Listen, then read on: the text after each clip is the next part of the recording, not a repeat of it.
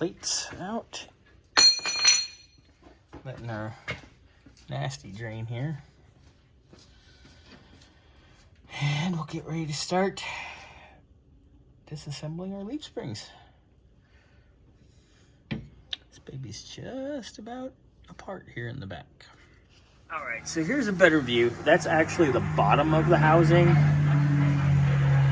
have the housing flipped over because I'm getting ready to pull it out of the car off the leaf springs. And you can see all that discoloration. That's all metal in that sludged up greasy oil.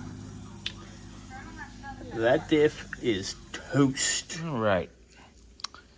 So these are the old pads from the leaf springs, and they're original. I'm actually very impressed with how soft they are. I think they're in very good condition. But most of the rubber on this car is in pretty good shape. So it's looking good, but we do have new ones. We have nice brand new ones. These are split and they've got wear and everything, and they're starting to crack a little. But they definitely are better than most of the stuff we've encountered. Springs are out. Undid the shackles, undid the bolts. Everything is out.